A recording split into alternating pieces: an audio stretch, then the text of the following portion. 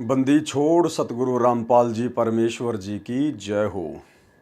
परम पिता परमात्मा सारी सृष्टि के रचनहार कुल मालिक असंख्य ब्रह्मांडों के स्वामी जगत गुरु तीनों लोकों में प्रवेश करके सबका भरण पोषण करने वाले राजाधिराज आत्माधार नाथों के नाथ देवों के देव महादेव सर्वेश्वर महेश्वर मृत्युंजय अजरो अमर आदि अनादि सनातनी प्रभु जगत पिता जगदीश्वर श्री श्री 1008 की उपाधि के वास्तविक अधिकारी अकाल मूर्त शब्द स्वरूपी राम वासुदेव सर्वगतम ब्रह्म परम पूज्य प्रथम पूज्य परम संत परम पुरुष परम धनी परम दयालु सत्य कबीर हक्का कबीर अल्लाहु कबीर अल्लाहु अकबर बाखबर अल्लाह ताला जगत के तारणहार जगत के मुक्तिदाता जगत के जगन्नाथ हारे के सहारे हिंदुओं के राम मुसलमानों के अल्लाह सिखों के वाहिगुरु ईसाइयों के मसीह दया के सागर दयानिधि करुणा के सागर करुणानिधि स्वयंभू परिभू संकट मोचन कष्ट हरण मंगल करण दुख भंजन अविगत कबीर निर्विकार निर्विषम परमात्मा अलय अलेख सतगुरु आदि अनादि सतगुरु असली मर्यादा पुरुषोत्तम असली राम असली कृष्ण असली घनश्याम असली मुरारी राजाओं के राजा महाराजाओं के महाराजा शहंशाहों के शहंशाह सम्राटों के सम्राट भगवानों के भगवान अल्लाहों के अल्लाह मसीहाओं के मसीह सच्चे वाहिगुरु बाबाओं के बाबा पीरों के पीर सेठों के सेठ जगत सेठ सावड़सा सेठ सर्वगुण संपन्न अनंत कोटि कलाओं के स्वामी अनंत कोटि ब्रह्मांडों के नायक योगियों में महायोगी ध्यानियों में महाध्यानी सिद्धों में परम सिद्ध ज्ञानियों में तत्वज्ञानी ब्रह्म ज्ञानी महाज्ञानी परम ज्ञानी सर्वश्रेष्ठ ज्ञानी विज्ञानी युवा कबीर समरथ कबीर असमवात अमित ओजा सच्चे रहनुमा करीम अल्लाह सुभान अल्लाह दुनिया के अंतिम पैगंबर 8 सितंबर 1951 से गांव धनाना जिला सोनीपत हरियाणा भारतवर्ष की पवित्र भूमि पे प्रकट रियल कल्कि भगवान श्री नारायण साकार हरि श्री बाबा साहेब स्वयंभू संत श्रोमणी सतगुरु रामपाल जी परमेश्वर जी के चरण कमल में साध संगति से देश विदेश से जुड़े हुए हम सभी सत्सेवक भाई बहनों का अनंत कोटि दंडवत प्रणाम। सत्साही भाई और बहनों, बहुत बड़ी मेहर बहुत बड़ी दया सतगुरु रामपाल जी परमेश्वर जी की, जिनके विशेष वीआईपी आशीर्वाद से रजा से कृपा से आप और हम सभी भगत भाई बहन साध संगति से जुड़कर भक्ति मार्ग के गूढ़ रहस्यों से परिचित होते जा रहे हैं और गुरुदेव भगवान को अपना बाप मानकर अपना कबीर भगवान मानकर अपना इष्ट पूज्य देव मानकर उन्हीं के तत्व ज्ञान को आधार बनाकर उनके चरणों में अपनी आस्था को अपनी भक्ति को दृढ़ता की ओर लेकर जा रहे हैं। भाई और बहनों, ये सब कुछ इस कलयुग की बिचली पीढ़ी में सतगुरु रामपाल जी परमेश्वर जी के आशीर्वाद से साध संगति से जुड़कर ही संभव हुआ, क्योंकि ये साध संगति केवल परमात्मा कलयुग की बिचली पीढ़ी में ही रखवाते हैं, जीव को मौका देते हैं। साध संगति से जीव की उन सभी शंकाओं का निवारण होता है जो शंकाएं सतगुरुदेव भगवान के गूढ़ सांकेतिक सत्संगों को सुनकर नहीं हो पाता है। फिर साध संगति के माध्यम से परमात्मा अपनी आत्माओं को निमित्त बनाकर समारोह के माध्यम से भगत मिलन के माध्यम से या वर्तमान में जैसे परमात्मा ने विज्ञान दे दी वैज्ञानिक उपकरण दे दिए, तो जैसे हम लाइव आ रहे हैं इस प्रकार वीडियो बनाकर परमेश्वर अपने भक्तों को सद्बुद्धि देते हैं और परमेश्वर अपने उन गूढ़ सांकेतिक सत्संगों को हल्का करवाकर अपने बच्चों तक संदेशे पहुंचाते हैं। तो निसंदेह आज गुरुदेव के आशीर्वाद से साध संगति से ही हमें सतगुरु रामपाल जी भगवान की पहचान हो पाई है कि सतगुरु रामपाल जी कोई सामान्य संत या पुरुष नहीं हैं, कोई सामान्य व्यक्ति नहीं है। ये किसी माँ के गर्भ से जन्म लेकर जेल में लिपटकर आप और हमारी तरह 2 कोटि के जीवों के माफिक माँ के गर्भ से बाहर नहीं आए हैं। ये स्वयंभू हैं, ये सर्व सृष्टि को उत्पन्न करने वाला परमेश्वर है। और इन्हें मानुष समझने की गलती यदि इनसे उपदेश लेने के बाद कोई करेगा तो वो व्यक्ति युगों युगों तक कुत्ते की योनि प्राप्त करेगा। कबीर गुरु को मानुष जो गिने कर चरणा अमृत को पान ते नर नरक में जाएंगे, जन्म जन्म बने समान। वो कुत्ता बनेगा युगों युगों तक। और भाई और बहनों, कुत्ता बनने वाली प्रोसीजर से बाहर वर्तमान में सिर्फ सतगुरु रामपाल जी के मुट्ठी भर सतसेवक ही बाहर निकल पाए हैं। अन्यथा सतलोक आश्रमों से जुड़ी हुई 90% संगत, स्वयंभू सतगुरु रामपाल जी परमेश्वर जी का कलयुगी परिवार, आश्रम मैनेजमेंट, ये सभी लोग वर्तमान में भगत होकर भी, सारनाम तक लेकर भी, 20-20 वर्षों से साधना करके भी कुत्ते बनने वाली प्रोसीजर में ही आगे बढ़ रहे हैं। क्योंकि अभी तक इन लोगों के दिलो दिमाग से सतगुरु रामपाल जी परमेश्वर जी की मानुष वाली छवि बाहर नहीं निकल पाई है। ये संत जी को कबीर परमात्मा नहीं मानते हैं, पूर्ण ब्रह्म परमेश्वर नहीं मानते हैं। ये केवल संत रामपाल जी को कबीर जी का अवतार मानते हैं, उनकी भेजी गई कोई आत्मा मानते हैं, उनका दास मानते हैं, उनका संदेश वाहक मानते हैं। और इसीलिए गरीबदास जी कहते हैं कि गुरु मानुष कर जानते वो नर कहिए अंध, और वह दुखी संसार में फिर आगे काल के फंद। और इस बात का प्रमाण है कि ये लोग अपने गुरु जी को कबीर जी नहीं मानते हैं। सबसे बड़ा प्रमाण है कि जून के महीने में इन लोगों के द्वारा जितने भी श्रद्धालु सतलोक आश्रमों से जुड़े हुए हैं, इनके द्वारा प्रतिवर्ष जून के महीने में एक दाढ़ी मूंछ वाली कबीर जी की समझे जाने वाली काल्पनिक फोटो का कबीर प्रकट दिवस मनाना। अगर इन्हें लगता है कि वर्तमान में वो कबीर सतगुरु रामपाल जी भगवान ही है, तो वर्तमान में जिंदा कबीर के धरती पर प्रकट रहते सहते उनसे उपदेश लेने के बाद फिर भला एक कागज की मुर्दा फोटो को कबीर मानकर, उस दाढ़ी मूंछ वाली फोटो को कबीर परमात्मा मानकर, फिर क्यों जून के महीने में उसका प्रकट दिवस मनाते हो? यदि आपने अपने गुरु को ही कबीर मान लिया तो फिर क्यों उस मुर्दा बेजुबान ना बोलने चलने वाली कागज की कबीर जी की समझे जाने वाली काल्पनिक फोटो को लॉकेट में डालकर अपने सीने से लगाए फिरते हो? क्यों अपने घर पर दरबार साहिब में उस कागज की कबीर जी की समझे जाने वाली नकली फोटो को सजा के रखते हो? इसका मतलब आप लोगों ने अभी तक उस फोटो का पीछा नहीं छोड़ा है। आपकी आस्था उस नकली फोटो में अभी है, और जब तक आपकी आस्था उस कागज के टुकड़े में रहेगी, तब तक आप अपने गुरुजी को सौपन में भी कबीर परमेश्वर नहीं मान पाएंगे। और जब तक आप अपने गुरु को ही कबीर परमेश्वर नहीं मानेंगे, तब तक भक्ति करते करते भी आप जी कुत्ता बनने वाली ही प्रोसीजर में हैं। तो भाई और बहनों, बहुत बड़ी दया, बहुत बड़ी मेहर गुरुदेव भगवान की, जिन्होंने हमारी इस प्रकार की तमाम झूठी भ्रमणाओं को तोड़ दिया है साध संगति के माध्यम से। और हम जितने भी सत्सेवक भाई बहन हैं, हम अपने गुरुदेव सतगुरु रामपाल जी परमेश्वर जी के अलावा अपने घरों में, अपने दरबार साहिब में अन्य किसी की भी फोटो नहीं रखते हैं। हम केवल जयकारा भी अपने गुरुदेव भगवान का ही लगाते हैं, और इसके अलावा कबीर जी का लगाते हैं, क्योंकि स्वयं हमारे गुरुजी ही कबीर जी हैं, और वेदों में हमारे गुरुजी संत रामपाल जी का नाम कबीर जी हैं। नाम सत्य है, लेकिन वो दाढ़ी मूंछ वाली फोटो सत्य नहीं है, वो नकली है। और हम केवल ज्ञान को आधार बनाकर, गुरुदेव भगवान के हिसार जेल में रहते सहते घर को आश्रम बनाकर केवल अपनी भक्ति को निरंतर आगे बढ़ा रहे हैं। तो भाई और बहनों, ये बहुत बड़ी मेहर इस कलयुग की बिचली पीढ़ी में सतगुरु रामपाल जी परमेश्वर जी की विशेष वीआईपी रजा के बिना संभव नहीं है।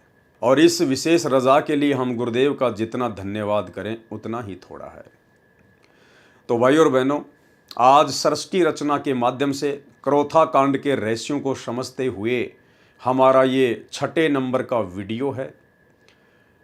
और यदि आपने 1 नंबर पार्ट से देखना शुरू नहीं किया है, यानी अभी तक आपने वीडियो नंबर 1 से लेकर 5 तक नहीं देखे हैं, तो आपको कुछ भी समझ में नहीं आने वाला है। आप ये वीडियो देखकर अपना समय ही बर्बाद करेंगे। इसलिए आपसे प्रार्थना है, यदि आप समझना चाहते हैं वास्तव में पूरे षड्यंत्र को, पूरे घटनाक्रम को, क्रोथा कांड को, बरवाला कांड को, तो आप जी ने 1 नंबर पार्ट से वीडियो देखना शुरू करना चाहिए। कल जो हमारा 5वें नंबर का पार्ट था, 5वें नंबर का वीडियो था, यदि आपने उस वीडियो को नहीं देखा है तो अब आगे का वीडियो आपको बिल्कुल भी समझ में नहीं आने वाला है, क्योंकि कल का वीडियो हमारा स्वतंत्र कर्मों को लेकर था कि स्वतंत्र कर्म क्या होते हैं और स्वतंत्र कर्म के चलते जीव भक्ति मार्ग में स्वयं के लिए भी बाधा उत्पन्न कर देता है और अपने गुरुदेव भगवान के भक्ति मार्ग में भी बाधक बन के खड़ा हो जाता है। और इसी स्वतंत्र कर्म का नतीजा था 2006 का करोथा कांड और 2014 का बरवाला कांड, और वर्तमान में बरवाला कांड के बाद से 2024 तक जिस प्रकार से संत रामपाल जी परमेश्वर जी की 90% संगत की आध्यात्मिक दृष्टि से दुर्गति की जा रही है, उनके खुद के कलयुगी परिवार के द्वारा, आश्रम मैनेजमेंट के द्वारा, ये सब कुछ उन भक्तों के अपने स्वतंत्र कर्मों का ही नतीजा है। सतगुरु रामपाल जी परमेश्वर जी से उपदेश प्राप्त करने के बाद वे हमें अपने सत्संगों के माध्यम से गारंटी देते हैं कि यदि आप पूर्णतया मर्यादा में रहोगे और मेरे द्वारा दिए गए इन भक्ति मंत्रों का जाप करोगे तो आपके जीवन में कभी भी कोई आपत्ति या कोई संकट नहीं आएगा, काल का कोई भी अटैक आपके ऊपर नहीं होगा। लेकिन भाइयों, सन 2006 में खुद संत रामपाल जी के ऊपर ही आपत्ति आ गई। सन 2014 में खुद संत रामपाल जी के ऊपर ही संकट आ गया। तो हम क्या समझे इस बात से? जो संत दूसरों को गारंटी देता है कि मेरे से उपदेश लेने के बाद और मर्यादा में रहोगे तो आप भक्तों के ऊपर भी कोई आपत्ति नहीं आएगी। हम भगत तो 2 कोटि के प्राणी हैं, 2 कोटि के जीव हैं, मिट्टी के पुतले हैं। लेकिन हमारे गुरुदेव भगवान तो स्वयं परमात्मा हैं, परमेश्वर हैं, अविनाशी हैं। फिर भला इन्होंने कौन सी मर्यादा तोड़ दी होगी जो सन 2006 में बरवाला कांड के माध्यम से उनके ऊपर आपत्ति आई और फिर 2014 में करोथा कांड के माध्यम से आपत्ति आई। भाई और बहनों, हमने इन बातों को समझना पड़ेगा। परमेश्वर जब इस काल के लोक में हम आत्माओं को निकालने के लिए आते हैं तो परमेश्वर का काल के साथ कुछ एग्रीमेंट होता है, और उसी एग्रीमेंट के तहत काल ने परमेश्वर से वचन लिया था कि परमेश्वर आप नीचे जाना, आप जीवों को केवल अपना ज्ञान समझाना, अपने भक्ति विधान के बारे में बताना, समझाना। यदि आपकी बात मान के आपको फॉलो करे, मर्यादा में रहे, केवल उसी आत्मा को आप सतलोक लेकर जाना, अन्य के साथ में जबरदस्ती ना करना। आप किसी भी आत्मा को जबरदस्ती दबाव देकर यहां से ना लेकर जाना। तो परमेश्वर ने कहा कि तथास्तु, ऐसा ही होगा। अब भाई और बहनों, वो क्या गलती थी और किसकी गलती थी जिसके चलते 2006 में करोथा कांड हुआ और 2014 में बरवाला कांड हुआ। 2006 में गुरुदेव को 21 महीने रोहतक की हिसार जेल में बैठना पड़ा और वर्तमान में पिछले 10 वर्षों से हिसार की जेल में बैठे हैं। क्या परमात्मा ने भी कोई मर्यादा तोड़ी है जिस कारण से उनके ऊपर आपत्ति आई है? भाई और बहनों, सृष्टि रचना के माध्यम से हमें ये सारी बातें समझ में आएंगी। उसी के ऊपर लगातार ये वीडियो बनाए जा रहे हैं। परमेश्वर का काल के साथ एग्रीमेंट था और परमेश्वर ने फिर आकर नीचे हमें सारी बातें बताई और परमात्मा ने हमें सावधान करते हुए कहा कि बच्चों, इस काल ने तुम्हें जो मनुष्य जीवन दिया है, जो मनुष्य जन्म दिया है, इसने तुम्हारे संचित कर्मों से 75% पाप और पुण्य निकालकर तुम्हारा ये जीवन निर्धारित किया है। उसके बाद इसने 25% स्वतंत्र कर्म के माध्यम से तुम्हारे को छूट दे दी है। स्वतंत्र कर्मों का सदुपयोग करके तुम अपने कर्म बना सकते हो और 25% उन्हीं स्वतंत्र कर्मों का दुरुपयोग करके तुम अपने जीवन में बाधा भी खड़ी कर सकते हो। और भाई और बहनों, उन्हीं स्वतंत्र कर्मों का दुरुपयोग सतगुरु रामपाल जी परमेश्वर जी के साथ में रहने वाले विशेष सेवादारों ने सन 2006 में किया। और परमात्मा का काल के साथ एग्रीमेंट है कि जब तक हंसा मेरी आना और काल लगे ना तेरा बाणा, कि हे काल, हे ज्योति निरंजन, जब तक मेरे से उपदेश प्राप्त भगत मेरी आन कान में रहेगा, मेरी तमाम मर्यादाओं में रहेगा, तब तक तेरा किसी भी प्रकार का कोई अटैक उनके ऊपर नहीं हो सकता। और अगर मर्यादा ही तोड़ देगा फिर तो कहना ही क्या।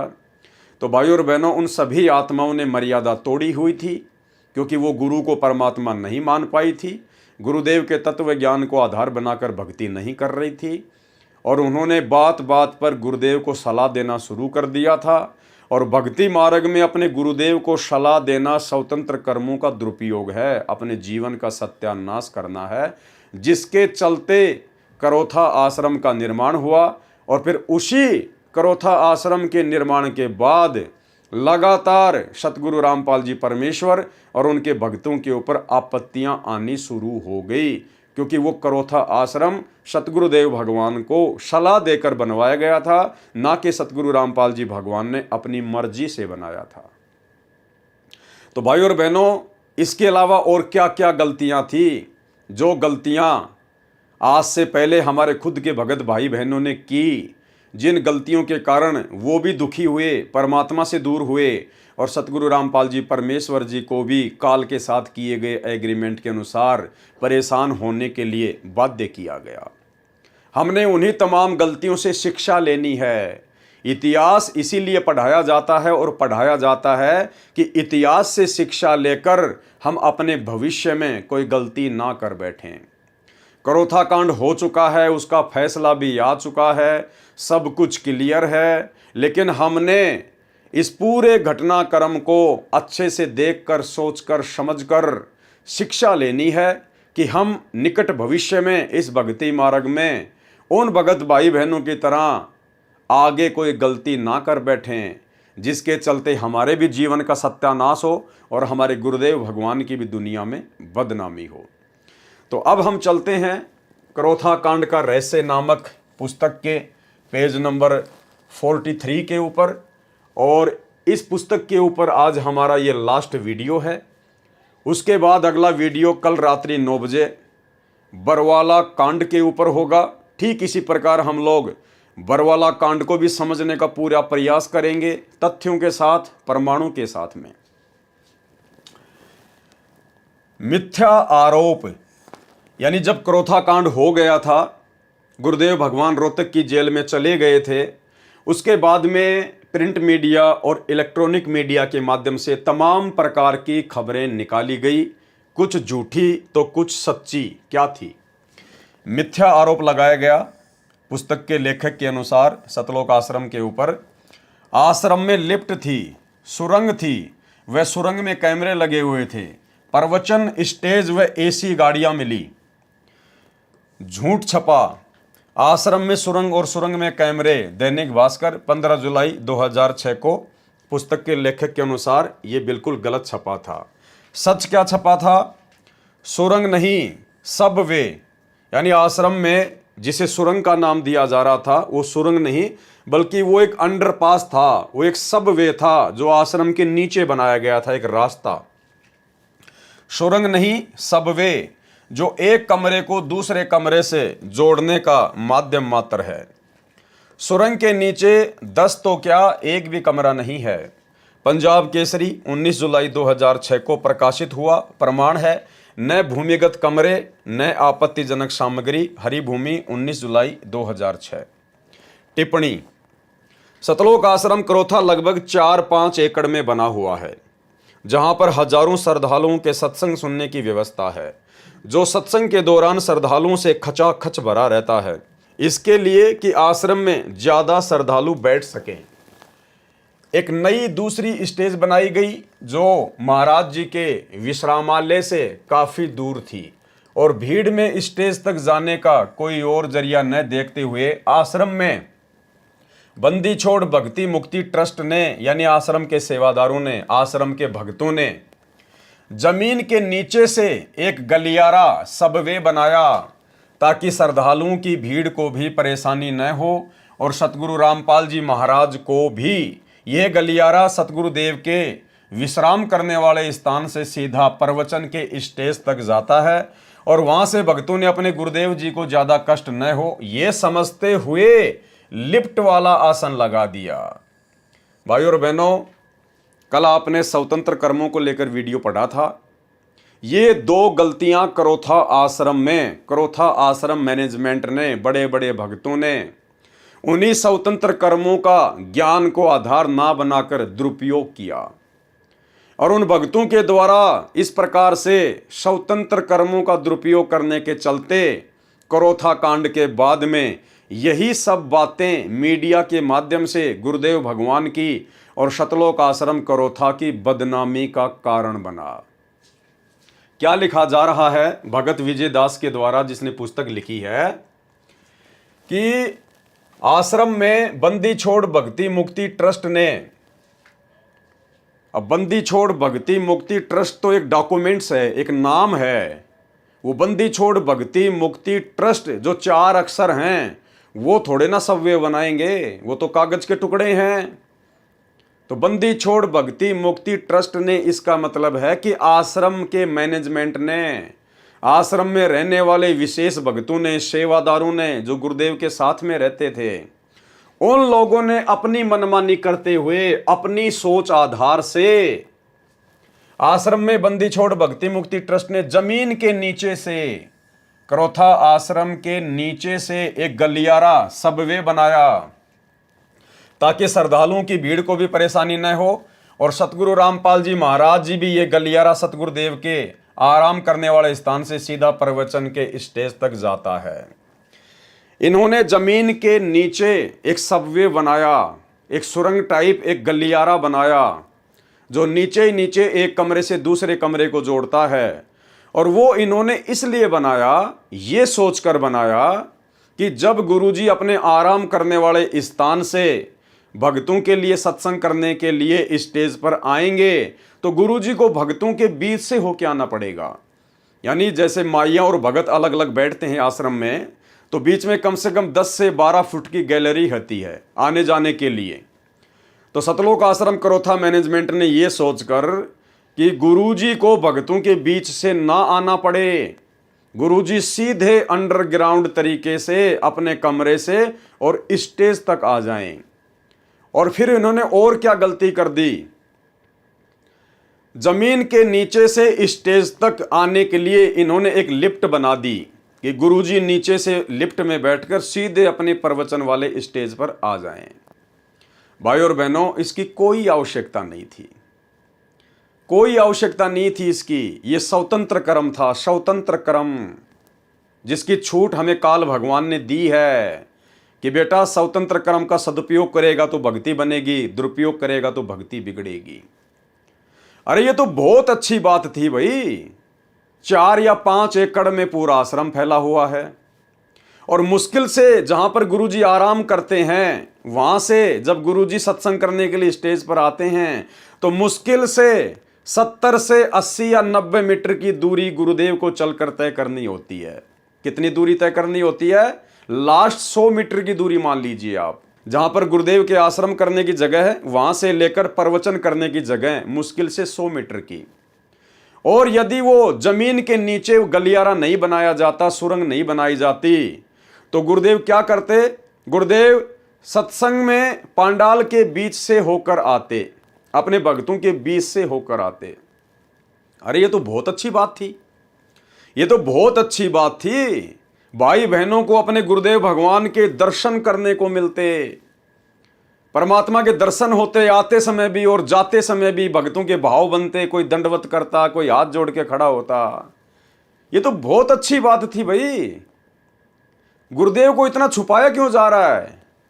वो परमात्मा तो अपनी आत्माओं के लिए आता है, उनसे प्यार करने के लिए आता है, उनकी देख रेख के लिए आता है। और हम भी तो आश्रम में इसीलिए जाते हैं कि गुरुदेव के हमें दर्शन हो सकें, अन्यथा सत्संग तो सबके घर में है। आश्रम में केवल उनके दर्शनों के लिए जाते थे भगत, उनके मुख कमल से सत्संग सुनने के लिए जाया करते थे। तो ये इन लोगों का मनमाना आचरण था स्वतंत्र कर्मों के तहत, अन्यथा 100 मीटर की दूरी कोई ज्यादा नहीं होती है। अरे परमात्मा तो गांव गांव जाकर सत्संग किया करते थे भाई, वहां पर तुमने कौन सा जमीन के नीचे सुरंग बना रखी थी कि हमारे गुरुजी को कोई देख ना ले, गुरुजी को कोई बाधा ना हो जाए। ये केवल इन भक्तों की अपनी सोच थी, जबकि सतगुरु रामपाल जी भगवान तो करोथा आश्रम बनने से पहले बसों में बैठकर उनको बैठने के लिए सीट भी नहीं मिलती थी। एक समय सन 1994 के आसपास में सतगुरु रामपाल जी भगवान राजस्थान के माउंट आबू में सत्संग करके वापस आ रहे थे। उस समय उनके पास में अपना कोई भी साधन नहीं था, वो रोडवेज बस में आ रहे थे और माउंट आबू से ही ब्रह्म कुमारी पंथ से एक जगदीश नाम का व्यक्ति सत्संग सुनकर वापस आ रहा था, उसी बस में बैठा हुआ था। उसने देखा कि सतगुरु रामपाल जी बस का ऊपर का जो सरिया है, जो रेलिंग है, उसको पकड़कर खड़े हुए थे। बस खचाखच भरी हुई थी। परमात्मा ने उस भगत से बातचीत करनी चाहिए। उस भगत ने कहा कि मैं तो माउंट आबू से आ रहा हूं, ब्रह्म कुमारी पंथ से। गुरुदेव भगवान ने कहा कि बेटा उस पंथ में कुछ भी नहीं है, वो काल का पंथ है। अगर वास्तव में तेरे को सत्य ज्ञान चाहिए, मुक्ति चाहिए, तो मैं करोथा आश्रम में रहता हूं, वहां पर आ जाना। कहने का मतलब भाई और बहनों, उसके बाद में उस जगदीश भगत ने नाम दीक्षा ली, वो सात संगति में भी जुड़ा, उसने अपने आप बीती भी बताई। अब आप स्वयं सोचिए, सतगुरु रामपाल जी भगवान तो करोथा आश्रम बनने से पहले बसों में भी खड़े खड़े सत्संग करने के लिए जाया करते थे, गांव गांव जाया करते थे। उस समय सतगुरु रामपाल जी परमेश्वर जी को कोई दिक्कत नहीं थी, कोई आपत्ति नहीं थी। लेकिन जैसे सतलोक आश्रम बना, लेकिन जैसे ही सतलोक आश्रम करोथा का निर्माण हुआ, उसके बाद भक्तों ने अपनी तरफ से विशेष व्यवस्थाएं करनी शुरू कर दी, मनमाना आचरण करना शुरू कर दिया। और उन्होंने जमीन के नीचे वो सबवे बना दिया, वो गलियारा बना दिया, लिफ्ट लगा दी। जबकि भाई और बहनों, ज्ञान आधार से इन सब चीजों की कोई आवश्यकता नहीं थी, ये केवल भक्तों के पैसों का दुरुपयोग करना था। और लेखक ने इसी पुस्तक में लिखा हुआ है कि सतलोक आश्रम करोथा के ऊपर 30 लाख रुपए कर्जा था, 30 लाख रुपए। तो भाई जब इस प्रकार से मनमानियां करोगे, अपनी तरफ से आवश्यकता से अधिक व्यवस्थाएं करोगे, तो कर्जा ही होगा और क्या होगा। तो भाई और बहनों, ये स्वतंत्र कर्मों का दुरुपयोग था। ये गलियारा बनाने की, ये सबवे बनाने की कोई आवश्यकता नहीं थी सतलोक आश्रम करोथा में। ये भक्तों के अपने स्वतंत्र कर्मों का दुरुपयोग था। और इन्हीं स्वतंत्र कर्मों को आधार बनाकर फिर काल ने संत समाज में, पूरे हरियाणा में, पूरे देश में 2006 में मीडिया के माध्यम से जमकर सतगुरु रामपाल जी परमेश्वर जी की बदनामी करवाई। तो ये होता है स्वतंत्र कर्मों का दुरुपयोग। और ये दुरुपयोग सतलोक आश्रम करोथा में सतलोक आश्रम मैनेजमेंट ने अपने गुरुदेव को मानुष मानकर किया। भाई और बहनों, हमने आगे इन सब चीजों का ध्यान रखना है।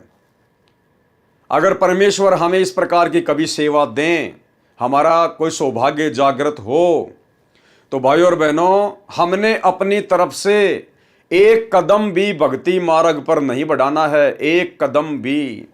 जितना गुरुदेव भगवान ने हमें आदेशित कर दिया, निर्देशित कर दिया, केवल हमने उतना ही कार्य करना है, बाकी अपनी भक्ति। अपनी तरफ से भगत ने कोई दिमाग नहीं लगाना है, कोई डेढ़ शाना नहीं बढ़ना है। ये परमेश्वर का मार्ग है, वो अंतर्यामी है, उसको पता है कि कब क्या करना है, कब क्या नहीं करना है। परमेश्वर को सलाह देना, अपना सत्यानाश करना है। तो ये शिक्षा लेनी है आप और हम सभी भाई बहनों ने, हमारे पुराने भगत भाई बहनों की गलतियों से, कि भक्ति मार्ग में भगत की मनमानी नहीं चलती है। भक्ति मार्ग में यदि परमात्मा भगत को अपने आश्रम में रखता, अपने साथ में रखता है, तो केवल उसके शुभ कर्म बनाने के लिए रखता है। क्योंकि उन आत्माओं के संस्कार बहुत ही कमजोर होते हैं। परमात्मा उनको मौका देता है भक्ति के माध्यम से संस्कारों को मजबूत करने का, और वो आत्मा समझ बैठती हैं कि हम तो कोई विशेष आत्मा हैं, हम तो विशेष भगत हैं, जिस कारण से गुरुजी ने हमें अपने पास में रखा है। एक समय सतलोक आश्रम बरवाला में बिहार से एक 70-80 साल की बूढ़ी माई जो पंडाल में बैठी रहती थी, दर्शनों के लिए गुरुदेव के पास लाइन में लग के गई। तो माई को भरम था। माई ने गुरुदेव से दर्शनों के समय कहा कि गुरुदेव, सबसे पहले तो यही भगत पार होंगे जो 24 घंटे आपके आगे पीछे घूमते रहते हैं, कोई बॉडीगार्ड बन के घूम रहा है। ये परमात्मा, ये तो दिन में 20 बार आपके हाथ से प्रसाद खाते हैं, दिन में 50 बार आपको दंडवत करते हैं, आप भी इनको आशीर्वाद देते रहते हो। मालिक, सबसे पहले तो यही पार होंगे। तो गुरुदेव ने माई से कहा कि माई, एक बात बता, डॉक्टर सबसे ज्यादा कौन से मरीज के पास में रहता है? ज्यादा देखभाल डॉक्टर कौन से मरीज की करता है ज्यादा? बोला जी, उसी की करेगा जो ज्यादा सीरियस होगा, ज्यादा बीमार होगा, मरने की हालत में होगा। तो बोला माई ये जितने भी भगत जो मेरे आसपास आपको दिखाई दे रहे हैं ना, ये सारे के सारे कोमा में हैं। आध्यात्मिक दृष्टि से ये तुम सबसे ज्यादा बीमार हैं। अगर मैं इनको अपने पास में ना रखूं तो काल इनको कब का उठा ले जाए। इनके संस्कार इतने कमजोर हैं। तो भाई और बहनों, हमने केवल अपने भगवान को देखकर और ज्ञान को देखकर ही भक्ति करनी पड़ेगी। भक्तों को देखकर भक्ति नहीं होती है कि ये भगत तो गुरुजी के साथ 24 घंटे रहता है, ये तो गुरुजी की गाड़ी चलाता है, ये तो गुरुजी के कपड़े साफ करता है, मैं इसके साथ रहूंगा तो मुझे लाभ मिलेगा, मुझे ज्ञान हो जाएगा। उल्टा नीचे गिरोगे भक्ति मार्ग में। गुरुदेव ने जो हमें मेडिसिन देनी थी वो दे दी, सत्संग दे दिए, 3 समय की आरती दे दी, जाप करने के लिए मंत्र दे दिए, 5 यज्ञ दे दी। हमने ये खुराक खानी है और अपना रोग कटवाना है। रोगी के साथ में रोगी की चापलूसी करके आप कभी भी स्वस्थ नहीं हो सकते। तो गुरुदेव भगवान के अलावा धरती पर जितने भी प्राणी हैं, रंग से लेकर राजा, ये सब आध्यात्मिक दृष्टि से रोगी हैं। सबको जन्म मरण का रोग लगा हुआ है और दवाई परमात्मा ने सबको समान रूप से दी है। अगर दवा खाएंगे तो रोग कटेगा। एक दूसरे रोगी की चापलूसी करने से कभी रोग नहीं कटता है। तो आप और हम भाई बहनों ने शिक्षा लेते हुए निकट भविष्य में इस प्रकार की गलतियां करने से बचना है। आश्रम में बंदी छोड़ भक्ति मुक्ति ट्रस्ट ने यानी आश्रम के भक्तों ने जमीन के नीचे गलियारा सबवे बनाया ताकि श्रद्धालुओं की भीड़ को भी परेशानी न हो। अरे श्रद्धालुओं को क्या परेशानी थी भाई? श्रद्धालुओं को तो खुशी होती अगर हमारे गुरुदेव भगवान अगर हमारे बीच में से आते प्रवचन करने के लिए, तो हमारी आत्मा तो गदगद हो जाती, दिल गार्डन गार्डन हो जाता। गुरुदेव के साक्षात 10-15 मिनट तक या 2-4 मिनट तक जब तक गुरुदेव आते हुए दिखाई देते, हमें उनके दर्शन होते। कबीरा दर्शन साधु का मुख पर बसे सुहाग, और दर्शन उन्हीं को होत है जिनके पूर्ण भाग। अरे ये तो हमारा परम सौभाग्य होता, उन आत्माओं का परम सौभाग्य जो उस समय थी, जो अपने गुरुदेव के 2 मिनट तक, जब तक वो 100 मीटर की दूरी पार करके आते, सबको आशीर्वाद देते हुए आते, कितना अच्छा लगता, सबकी आत्मा गदगद हो जाती। तो इसमें श्रद्धालुओं को दिक्कत कहाँ होनी थी? इसमें भक्तों को दिक्कत कहाँ होनी थी जो आप लिख रहे हैं? बोल रहे हैं कि हमने वो नीचे अंडरग्राउंड में वो गलियारा बनाया ताकि भक्तों को दिक्कत ना हो। अरे भगत कौन सा उस गलियारे में जाते थे? कौन सा उस गलियारे का यूज करते थे? और गुरुदेव हमारे बीच में से आते, सत्संग के बीच में से आते, कितना अच्छा लगता, कितने हमारे पुण्य बढ़ते उनके दर्शन करने से। तो भाई और बहनों, ये मनमाना आचरण था सतगुरु रामपाल जी परमात्मा का। वो गलियारा बनाने का, वो सुरंग बनाने का कोई आदेश नहीं था। इस परमेश्वर को चलने फिरने में कोई दिक्कत नहीं है। दुनिया बूढ़ी हो सकती है, दुनिया रोगी हो सकती है, दुनिया के हाड़ गोड़े ढीले हो सकते हैं, इस परमेश्वर के नहीं। परमेश्वर ने गोरखनाथ जी से कहा था, जब गोरखनाथ ने परमात्मा की उम्र पूछी तो परमेश्वर जी ने कहा था कि ना मैं बूढ़ा, ना मैं बालक, ना मैं भाट भिखारी, कहे कबीर सुनो रे गोरख ये है उम्र हमारी, कि मैं तो युवा कबीर हूं, युवा कबीर समर्थ कबीर, ना मैं बच्चा हूं, ना बूढ़ा हूं, ना भाट हूं, ना भिखारी हूं। तो भाई और बहनों, सतलोक आश्रम करोथा में जमीन के नीचे वो सुरंग बनाना, वो गलियारा बनाना, सबवे बनाना और सुरंग वगैरह बनाना, ये सब कुछ अपनी तरफ से मनमानियां थी, स्वतंत्र कर्मों का दुरुपयोग था, जो आगे चलकर सतगुरु रामपाल जी भगवान की बदनामी का कारण बना। आश्रम में बंदी छोड़ भक्ति मुक्ति ट्रस्ट ने जमीन के नीचे एक गलियारा सबवे बनाया ताकि श्रद्धालुओं की भीड़ को भी परेशानी न हो, और सतगुरु रामपाल जी महाराज को भी ये गलियारा सतगुरुदेव जी के आराम करने वाले स्थान से प्रवचन करने के स्टेज तक जाता है, और वहां से भक्तों ने अपने गुरुदेव जी को ज्यादा कष्ट न हो ये समझते हुए लिफ्ट वाला आसन लगा दिया। मतलब गुरुदेव भगवान को नीचे अंडरग्राउंड से ऊपर स्टेज तक आने में ये कह रहे हैं कि कोई कष्ट ना हो, कोई संकट ना हो, कोई दुविधा ना हो। अरे अगर भाई साहब आप लोग अगर इतने ही गुरुदेव के प्रति चिंतित हो, तो गुरुदेव उसके बाद 21 महीने रोहतक की जेल में बैठे, आपने कौन सी सुविधा उनको आपने उपलब्ध करवा दी? तुम्हारी मनमानियों के कारण गुरुदेव भगवान को दुखी होना पड़ा 21 महीने रोहतक जेल में। तुमने क्या सुविधा दी उनको? आज पिछले 10 साल से परमात्मा 10-12 की एक कोठड़ी में रोहतक जेल में बैठे हुए हैं, तुम लोगों ने क्या सुविधा दी उनको? तो भाई और बहनों, ये सारा का सारा मनमाना आचरण था जो आगे चलकर संत की बदनामी का कारण बना। और साथ में पौड़ी भी बनवा दी। अब बताओ, लिफ्ट भी बनवा दी और पौड़ी भी बनवा दी। भैया कोई बिल्डिंग बना रहे थे क्या? कोई अपार्टमेंट बना रहे थे क्या? जब आपने पौड़ियां बनवा दी, जब आपने सीढ़ियां बना दी, तो फिर सुरंग बनाने की जरूरत क्या थी?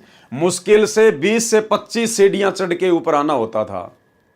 अरे वो 20 से 25 सीढ़ियां ऊपर चढ़ के तो सतगुरु रामपाल जी भगवान 2010 से 2014 तक बरवाला आश्रम में भी तो आ रहे थे। अरे बरवाला आश्रम में भी तुमने उसी प्रकार से सब कुछ बनवा रखा है, लेकिन बरवाला आश्रम में ना तो तुमने जो है कोई लिफ्ट बनाई, ना तुमने कोई गलियारा बनाया। तो बरवाला आश्रम में भी तो उसके बाद गुरुजी पौड़ियां चढ़ के आते थे, तो बरवाला आश्रम में भी लिफ्ट लगवा देते गुरुदेव भगवान के लिए। लेकिन बाद में फिर सतगुरु रामपाल जी भगवान ने मना कर दिया कि नालायकों, तुम्हारी एक मनमानी के कारण, तुम्हारी 2006 की गलती के कारण समाचार पत्रों में इस कबीर परमात्मा की कितनी बेइज्जती हुई है, कितनी बदनामी हुई है। आगे से ऐसी गलती ना करना। लेकिन उसके बावजूद भी इन्होंने और अन्य प्रकार की बहुत गलतियां सतलोक आश्रम बरवाला में की, जिसके ऊपर हम कल रात्रि 9 बजे से वीडियो बनाकर चर्चा करेंगे।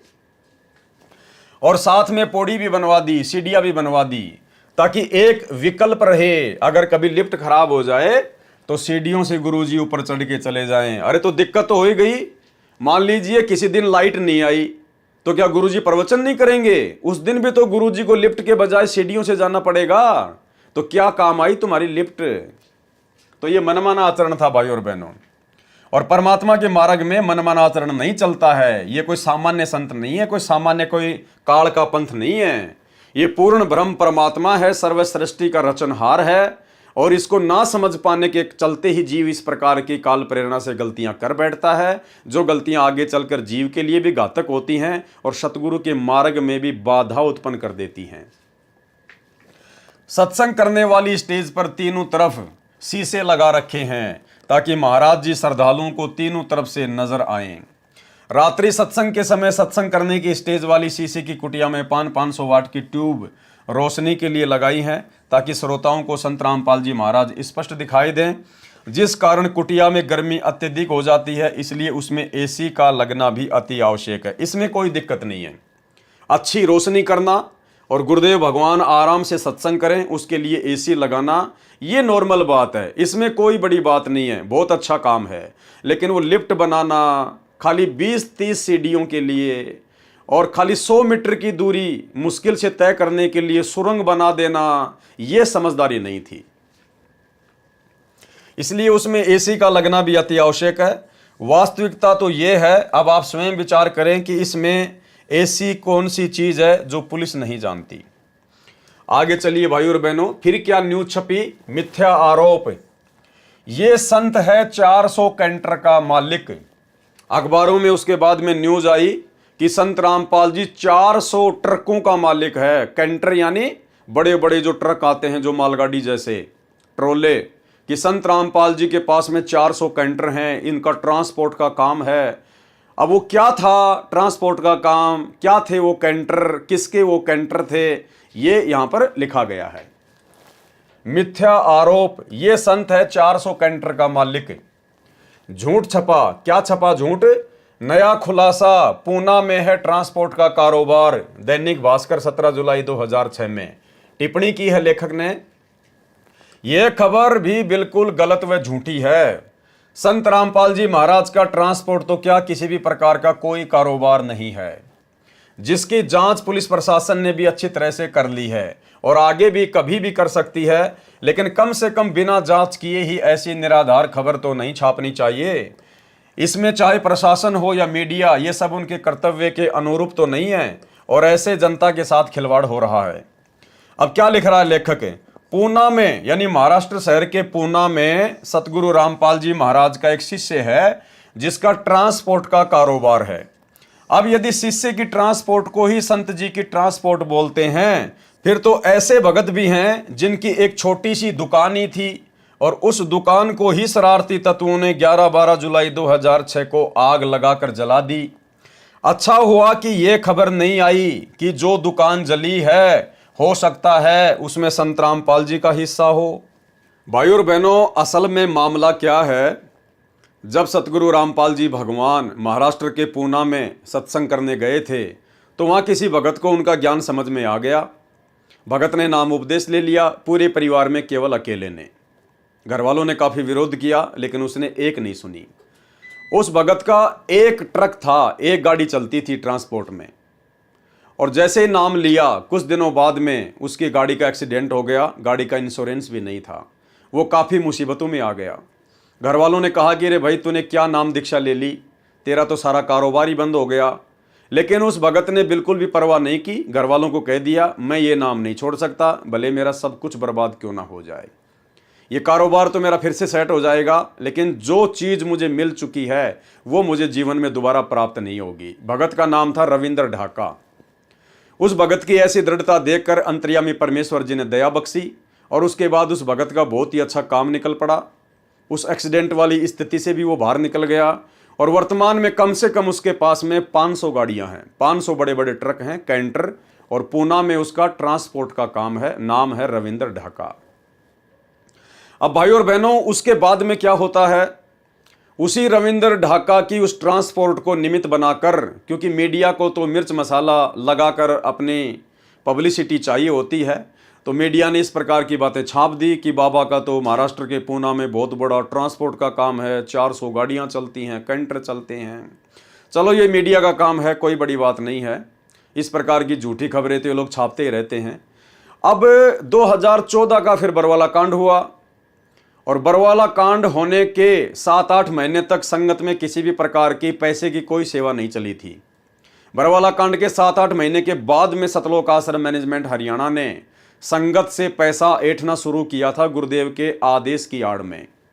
और सबसे पहले इन्होंने जो संगत में पैसे की सेवा चलाई थी वो एक जमीन के नाम पर चलाई थी कि हमने बरवाला कांड से पहले बरवाला आश्रम के पास में 60 एकड़ जमीन का सौदा किया हुआ था। 32 करोड़ में 5 करोड़ हमने दे दिए थे, 28 करोड़ हमारे को और चाहिए। इस प्रकार से इन्होंने संगत से पैसे की सेवा शुरू की और संगत ने, बेचारी भोली संगत ने, नादान संगत ने गुरुदेव का आदेश समझकर भाई और बहनों दिल खोलकर सेवा की। जबकि उस जमीन के विषय में दास के पास में गुरुदेव भगवान का हिसार जेल से आया हुआ लेटर है। उस लेटर में गुरुदेव भगवान ने स्पष्ट लिखा हुआ है कि उस जमीन का जो बयाना दिया हुआ था या तो वो बयाना वापस ले लो, अगर नहीं देते हैं तो कोई बात नहीं है, आगे फिलहाल आपने जमीन नहीं खरीदनी है। इसके बावजूद भी इन लोगों ने संगत से उसी जमीन के नाम पर पैसा ऐंठा और इन्होंने वो बयाना भी वापस ले लिया, लेकिन संगत को नहीं बताया। संगत को लगा कि जमीन की आवश्यकता है, गुरुजी का आदेश है, इसलिए संगत ने दिल खोलकर सेवा की। तो भाई और बहनों, उस सेवा से पहले गुरुदेव का छोटा भाई महेंद्र, जो कि भगोड़ा बन के घूम रहा था, बरवाला कांड के बाद में पुलिस से बचकर भाग रहा था, उसको कुछ पैसों की आवश्यकता पड़ी अपनी सेटिंगबाजी करने के लिए या जैसी भी थी। तो उसने इसी रविंद्र ढाका से कहा कि रविंद्र ढाका जी हमें कुछ पैसे चाहिए। तो रविंद्र ढाका ने उसको मना कर दिया। बोलो भैया तू मेरा गुरु थोड़ी है। अरे मैं आश्रम में दान करता था तो मैं अपने गुरुजी को करता था, मेरे गुरुजी थे उस समय। तू भाई मेरा गुरु थोड़ी है जो मैं तेरे को पैसा दे दूं, तो मेरा गुरु भाई है, मैं कोई मूर्ख थोड़ी हूं। गुरु बिन दान पुण्य जो करी ही मिथ्या होए कबू न फल ही। तो रविंद्र ढाका और महेंद्र की आपस में खींचातानी हो गई। अब चूंकि महेंद्र सतगुरु रामपाल जी परमेश्वर जी के कलयुगी परिवार का हिस्सा है, उसके ऊपर संगत ज्यादा विश्वास करेगी नादानी में। तो सतगुरुदेव के छोटे कलयुगी भाई महेंद्र ने हिसार जेल का नाम बताकर और एक झूठा लेटर उस रविंद्र ढाका के नाम पर निकाल दिया कि भाई हिसार जेल से गुरुजी ने तेरे नाम का लेटर लिख के भेजा है और ये लेटर पढ़ ले। इस लेटर में क्या लिखा हुआ है भाई और बहनों, वो लेटर दास अब आपको पढ़ाएगा। 2015 का वो लेटर है और दास के पास में 2014 बरवाला कांड के बाद से सारे एविडेंस है, सारे सबूत हैं, जो जो गलतियां इन्होंने की नादानी में, वो लेटर दास आपको दिखाएगा। उस लेटर को पढ़ने के बाद में भाई और बहनों आप जी खुद निर्णय कर लेना कि आपके सर्व समर्थ गुरुदेव भगवान को, आप और हमारे पूज्य परमेश्वर जी को उस लेटर के माध्यम से मात्र 50 लाख रुपए के लिए कितना बेबस और लाचार दिखाया गया है। कितना बेबस और लाचार। गुरुदेव प्रार्थना कर रहे हैं उस रविंद्र ढाका से उस लेटर में कि भाई मुझे उधार दे दे, उधार। क्या ये परमात्मा उधार मांगेगा क्या? जो तीनों लोकों में प्रवेश करके सबका भरण पोषण करता है, ये उधार मांग के अपनापन चलाएगा? ये उधार मांग कर अपना काम करेगा क्या? जो दुनिया को हीरे मोती लाल देता है ये उधार मांगेगा। लेकिन इनके नाम से वो लेटर निकाला गया। तो सोचिए गुरुजी का परिवार गुरुजी को क्या मानता है? मानुष से ज्यादा नहीं मानता। देखिए वो लेटर, ये है भाई और बहनों वो लेटर। अब काफी बार इसको इधर उधर करते समय थोड़ा सा ये धुंधला सा हो गया है, लेकिन फिर भी आपको दिखाई दे रहा होगा। सर्व भक्तों से निवेदन, पता चला है कि सेवादार आपस में मिलकर नहीं चल रहे। यानी महेंद्र ने अपनी सूझबूझ से बाहर की परिस्थितियों को देखकर लिखा गुरुदेव के नाम की तरफ से कि भाई गुरुजी कह रहे हैं कि मुझे पता चला है कि सेवादार आपस में मिलकर सेवा नहीं कर रहे। क्योंकि बरवाला कांड के बाद में भाई और बहनों राग द्वेष ईर्ष्या ज्यों की त्यों थी इनके अंदर, जैसा बरवाला आश्रम में थी। पता चला है कि सेवादार आपस में मिलकर नहीं चल रहे हैं।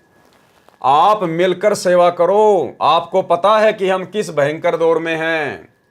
समुद्र में नौका है, आप उसमें लड़ रहे हो, इसलिए आप स्वयं ही डूबोगे। शांति से रहो, मेरी आत्मा मत दुखाओ। ये दास तो आप पर बहुत उम्मीद लगाए बैठा है। मेरी आशाओं और 21 वर्ष की मेहनत पर पानी न फेरो।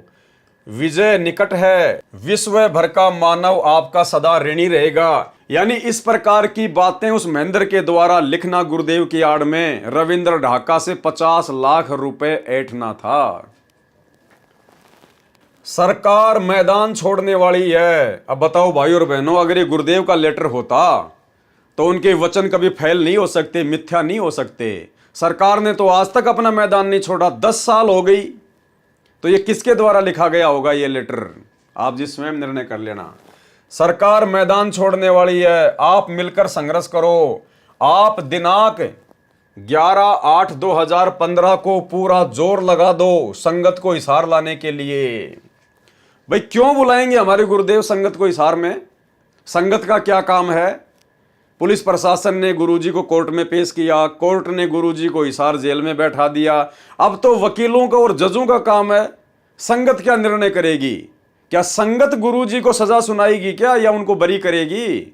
संगत का क्या काम था हिसार की तारीखों पर? लेकिन इस प्रकार से लेटर निकालकर काल प्रेरणा से, ये स्वतंत्र कर्म है भाई और बहनों, ध्यान रखना। ये स्वतंत्र कर्मों के तहत सब कुछ काल प्रेरणा से हो रहा था। संगत का भला हिसार में क्या काम? कोई काम नहीं था। लेकिन देखो गुरुदेव का आदेश बताकर किस प्रकार से षड्यंत्र रचा गया। पूरा जोर लगा दो संगत को हिसार लाने के लिए, चाहे मेरी वीसी से पेशी क्यों ना हो। आप फटियों पर निमन वाक्य लिखना, यानी हाथ में बोर्ड लगा लगा के, और क्या लिख के लेके आना है? संत रामपाल दास व अनुयायियों पर झूठे मुकदमे बनाए हैं। अब भाई हम अपने गुरुजी के नाम के आगे दास कैसे लगा सकते हैं? हम अपने गुरुजी के नाम के आगे अपने हाथ से संत रामपाल दास कैसे लिख सकते हैं? ये विचार करने की बात है। संत रामपाल दास व अनुयायियों पर झूठे मुकदमे बनाए हैं। न्याय के मंदिर में बैठे जज देवताओं न्याय की उम्मीद लेकर आए हैं। अब देखो यहां पर जजों को क्या कहा जा रहा है? देवताओं। जबकि 2014 बरवाला कांड से पहले तो उन्हीं जजों के खिलाफ पुस्तकें छापी गई, पता नहीं क्या क्या बातें उनके खिलाफ लिखी गई। भ्रष्ट है, भेड़िया है, पता नहीं क्या क्या उनको भड़का दिया गया बरवाला कांड करवाने के लिए स्वतंत्र कर्मों के तहत। अब यहां पर जजों के लिए महेंद्र जी देवता शब्द का यूज कर रहे हैं और कह रहे न्याय की उम्मीद लेकर आए हैं। नंबर 2, हे सरकार में बैठे अंधे गूंगे बहरे नेताओं, काला इतिहास बन जाएगा। सता रहे हो निर्दोष संत और भक्तों को, तुम्हारा कुल का नाश हो जाएगा। नंबर 3, याद ताजा कर दी रावण कंस हिरणाकुश के अत्याचारों की, कभी सुनेगा भगवान हम निर्दोष बेसहारों की। नोट, आप छोटा सा पैम्पलेट बनाकर भी ये वाक्य बांट सकते हो।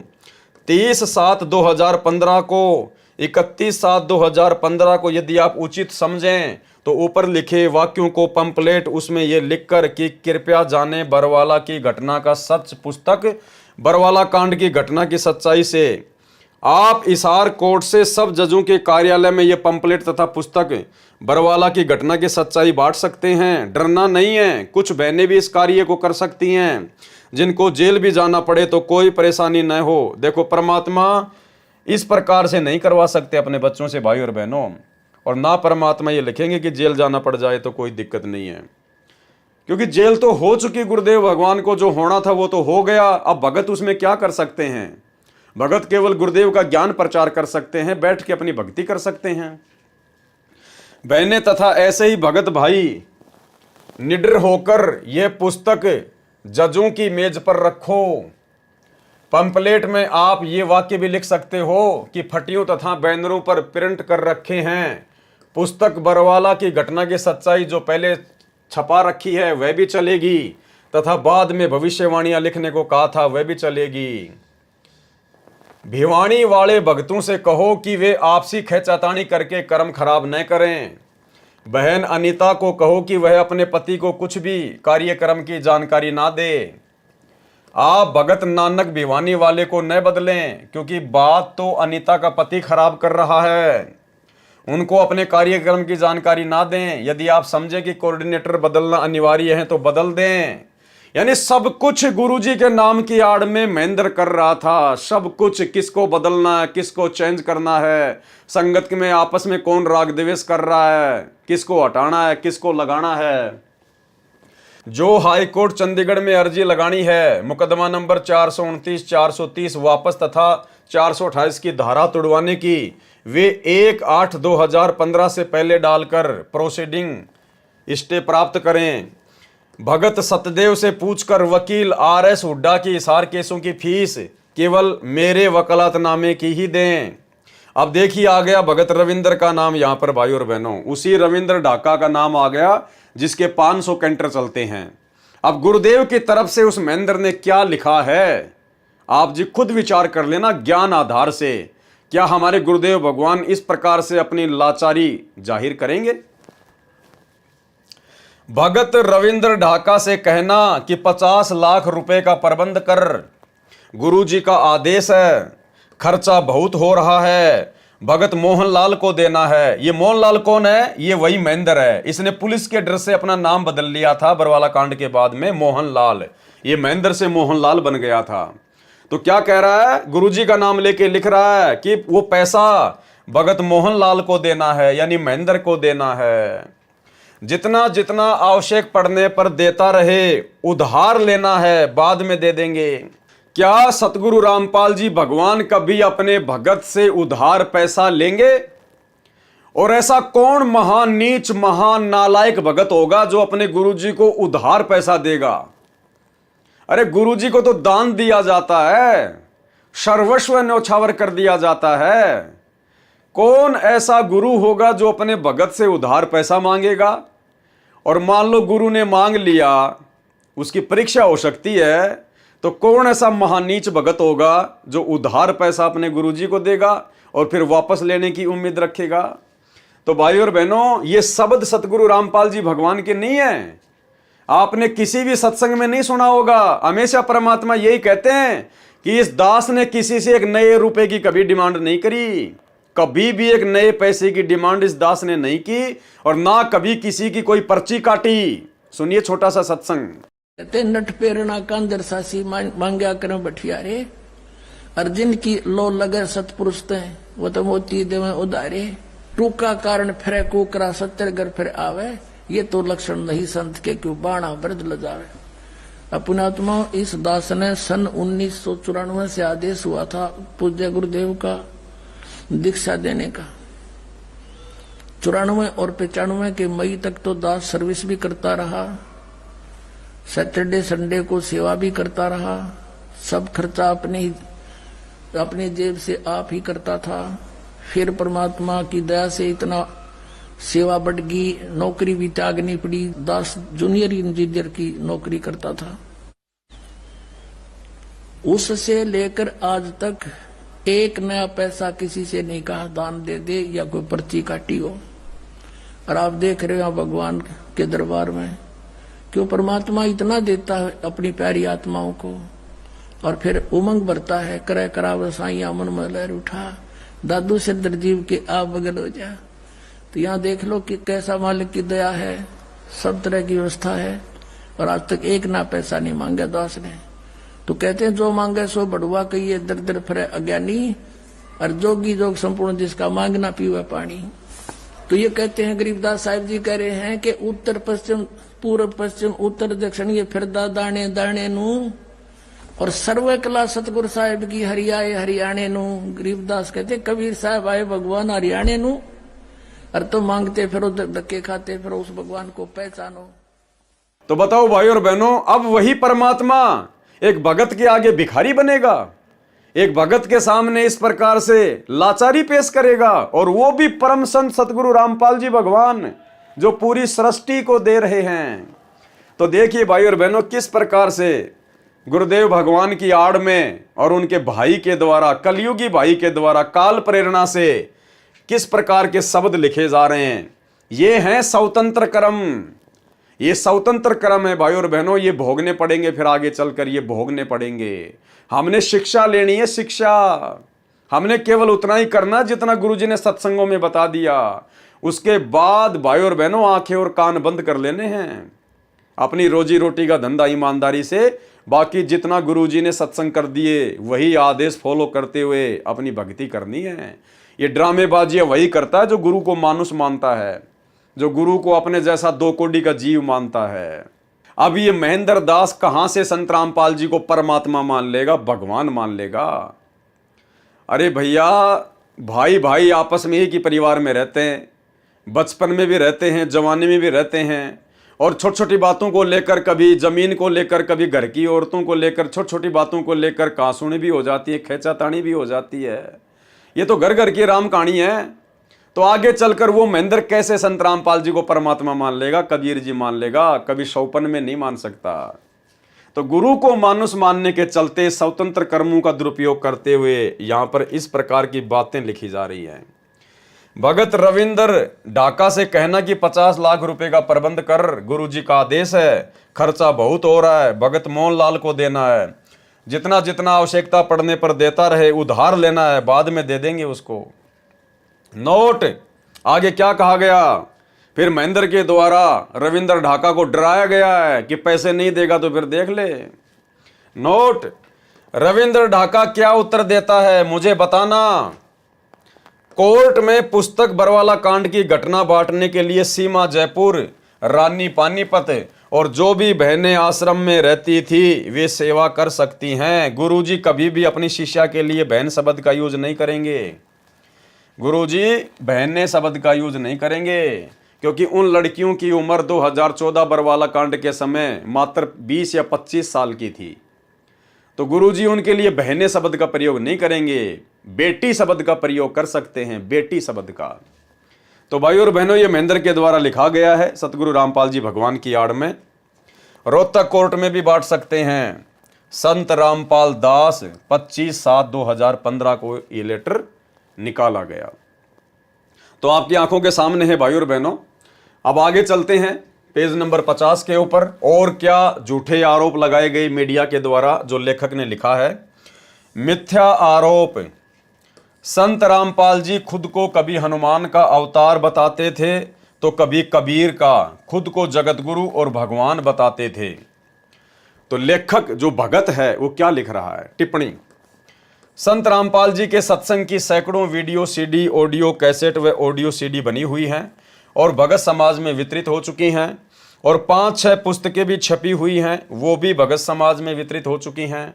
कोई भी व्यक्ति महाराज जी के मुख से कहा हुआ कि मैं भगवान हूँ, मैं जगत गुरु हूँ, या मैं स्वयंभू हूँ, या मैं कबीर साहिब का अवतार हूँ, या हनुमान का अवतार हूँ आदि प्रमाणित करे और समाज के सामने लाए तो जाने।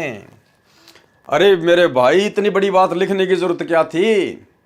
सीधा सीधा कह देते भाई ठीक है, हनुमान जी के अवतार तो उन्होंने कभी नहीं कहा, बाकी भैया वो जगत गुरु हैं, वो स्वयंभू परमात्मा हैं, वो कबीर साहिब हैं, इसमें कोई संशय नहीं है, कोई मिलावट नहीं है। भले तुम ना मानो, लेकिन वो खुद भगवान है, परमात्मा है, स्वयंभू है तो हैं।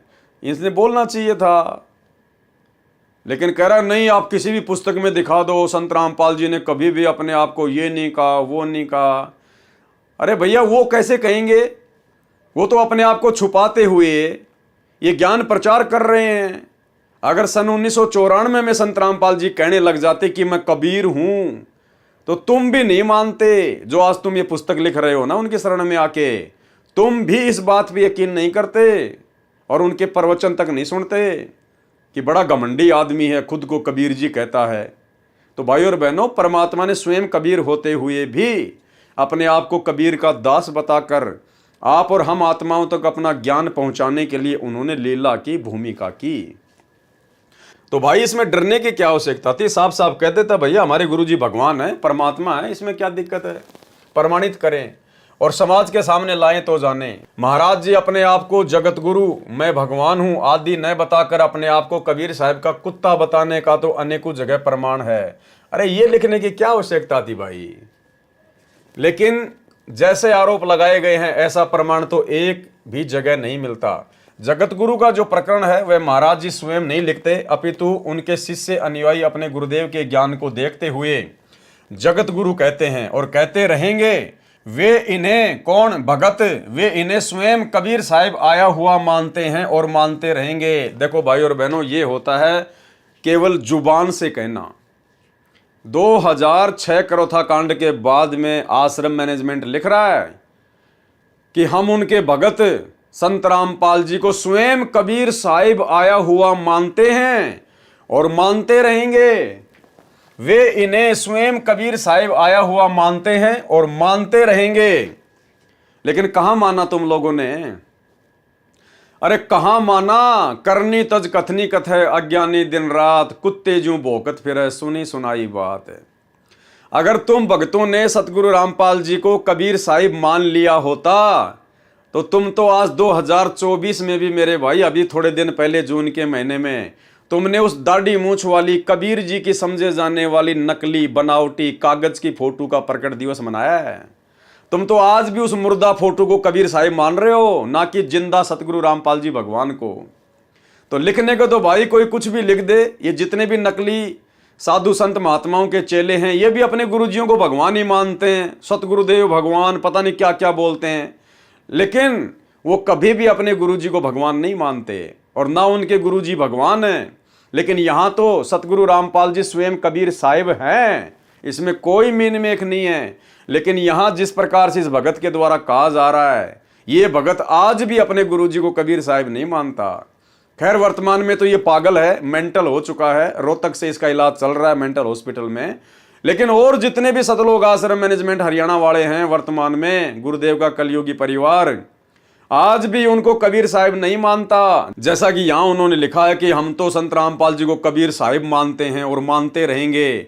ना तो तुम मानते थे, ना वर्तमान में मानते हो, और कोई उम्मीद नहीं है कि तुम आगे उनको कबीर साहिब मान लोगे। अगर मान लेते तो फिर वो कागज के टुकड़े कबीर जी की समझे जाने वाली दाढ़ी मूंछ वाली फोटो को अपने घर में नहीं रखते, और ना तुम जून के महीने में उसका कबीर प्रकट दिवस मनाते। वे इन्हें स्वयं कबीर साहिब आया हुआ मानते हैं और मानते रहेंगे। अब देखना इनके अज्ञान का नमूना भाई और बहनों आगे। जो आध्यात्मिकता के मार्ग में न्याय संगत है, बिल्कुल ये बात तो सही है, आध्यात्मिक क्षेत्र में न्याय संगत है कि अपने गुरु को ही परमात्मा मानना होता है, तभी भक्ति सफल होती है। लेकिन तुमने कहां माना? जो आध्यात्मिकता के मार्ग में न्याय संगत है, क्योंकि कबीर साहिब कहते हैं कि कबीर गुरु गोविंद दो खड़े काके लागू पाए, बलिहारी गुरु आपने जिन गोविंद दिया मिलाए, मम संत मुझे जान मेरा ही स्वरूपम, कबीर गुरु गोविंद कर जानियो रहियो शब्द समाए, मिले तो दंडवत बंदगी नहीं पल पल ध्यान लगाए। अब देखो भाई और बहनों, कितनी बड़ी गलती, कितनी बड़ी बेवकूफी की है। परमात्मा की वाणियों का हवाला दे रहे हैं और अर्थ क्या कर रहे हैं? अर्थ का अनर्थ कर रहे हैं। अर्थात यदि भगवान व गुरु दोनों साथ खड़े हों तो पहले प्रणाम गुरुदेव को करना है, बाद में भगवान को प्रणाम करना है। तो तुमने तो दोनों को बराबर ही महत्व दे दिया। अरे तुमने तो दोनों को प्रणाम कर दिया। एक तरफ तो गुरु खड़ा है, एक तरफ भगवान खड़ा है। इसका मतलब गुरु तो इन्होंने अलग मान लिया और भगवान अलग मान लिया। और कह रहा पहले तो गुरु जी को प्रणाम करेंगे और उसके बाद में फिर भगवान को प्रणाम करेंगे। तो फिर गुरु जी का महत्व क्या रह गया मेरे भाई? अरे गुरु का महत्व क्या रह गया फिर? अरे कोई स्त्री है और वो कहे कि एक तरफ तो मेरा देवर खड़ा है और एक तरफ जो है मेरा वो पति खड़ा है, तो पहले तो मैं रात्रि में अपने पति के साथ में विश्राम करूंगी और उसके बाद में अपने देवर के साथ में विश्राम करूंगी। तो वो तो घटिया औरत है, वो पतिव्रता कहां से हो गई फिर? उसके तो दो दो पति हो गए। तो इसी प्रकार कह रहा है कि पहले तो, अर्थात यदि भगवान व गुरु दोनों खड़े हों तो पहले प्रणाम गुरुदेव को करना है, बाद में भगवान को प्रणाम करना है। ये बात स्वयं भगवान कहते हैं, न कि कोई गुरु अपने पास से। और फिर हवाला क्या दे रहा है कि ये बात खुद भगवान कह रहे हैं। अरे कब कहा भगवान ने कि गुरु के बाद में मेरे को प्रणाम करना है? एक छोटा सा सत्संग सुनाते हैं आपको सतगुरु रामपाल जी परमेश्वर जी का, आपको आइडिया हो जाएगा इन भक्तों को कितना तत्व ज्ञान है और कितना इन्होंने अच्छे से सत्संग सुने हैं। सतगुरु रामपाल जी भगवान ने बताया कि जब तुम त्रिकुटी पर जाओगे ये शरीर छोड़कर, उस समय तुम्हारी परीक्षा होगी। और मान लो त्रिकुटी पर ये दास भी खड़ा है और दूसरी तरफ वो कबीर भगवान आके खड़ा हो जाए, जिसको हम लोग नादानी में वर्तमान में कबीर भगवान मान रहे हैं, दाढ़ी मूंछ वाले को। तो गुरुदेव कह रहे कि एक तरफ तो ये दास खड़ा है और एक तरफ वो कबीर भगवान अपने ओरिजिनल रूप में आके खड़ा हो गया, दाढ़ी मूंछ वाले रूप में। अब आप भक्तों ने क्या करना है? गुरुदेव कह रहे हैं इसी वाणी का हवाला देते हुए, गुरु गोविंद दोनों खड़े काके लागू पाए, बलिहारी गुरु अपना जिन गोविंद दियो बताए।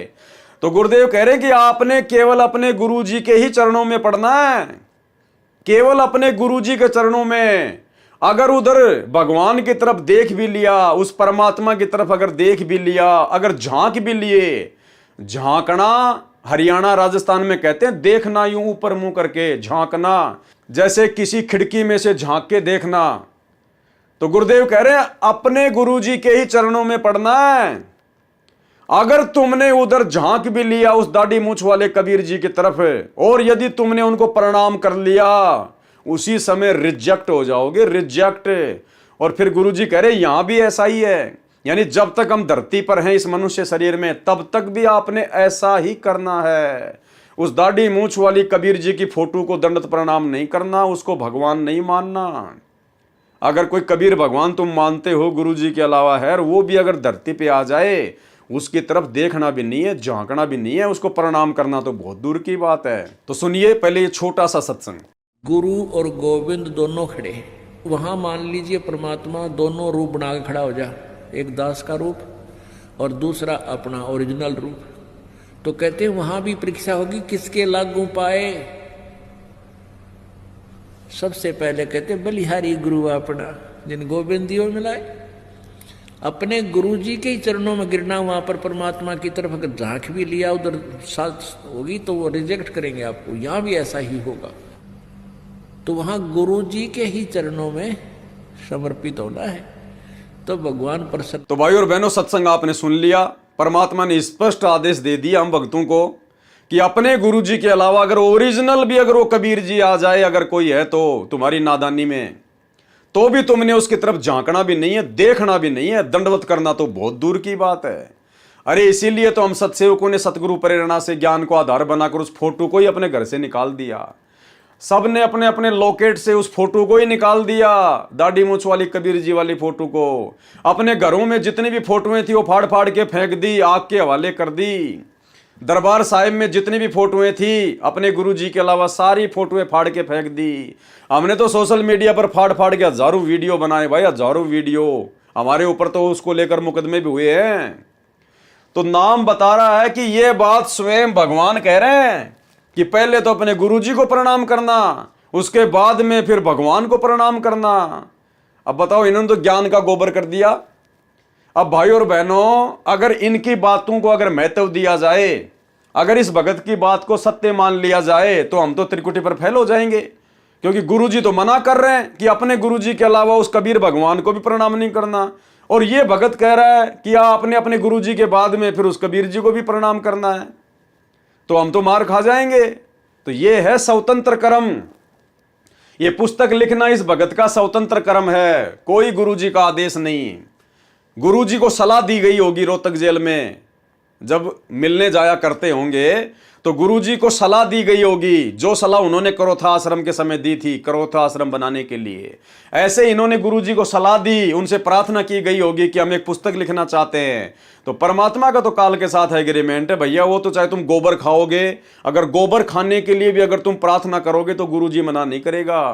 गुरुजी ये कहेगा बहुत अच्छी बात है यार, गोबर तो बहुत मीठा होता होगा, खा ले, गुरुजी मना नहीं करेंगे। गुरुजी ने ज्ञान दे दिया, अब आपने जो करना है वो करो, आपके कर्म आपके साथ में। तो भाई और बहनों, ये पुस्तक का लिखना स्वतंत्र कर्म है, और स्वतंत्र कर्मों के तहत अगर इस भगत की बात को मान लिया जाए तो भगत का तो सत्यानाश हो जाएगा, भगत तो त्रिकुटी पर फैल हो जाएगा, उसके तो जीवन का नाश हो जाएगा। तो देखो काल ने कितनी बड़ी गलती यहां करवा दी इस पुस्तक के माध्यम से। तो भाई और बहनों, हमने केवल अपने गुरुदेव के सत्संगों की माननी है। अब देख लीजिए बड़े बड़े भगत, अब जिसने ये क्रोथा कांड का रहस्य नामक पुस्तक लिखी है, अब संगत की नजरों में तो बहुत बड़ा हीरो होगा, बहुत बड़ा भगत होगा। अब ये भगत तो संगत की ऐसी तैसी कर देगा, अगर इसकी बात को अगर महत्व दे दिया जाए तो ये तो मरवा देगा भगतों को, काल के हत्थे चढ़वा देगा।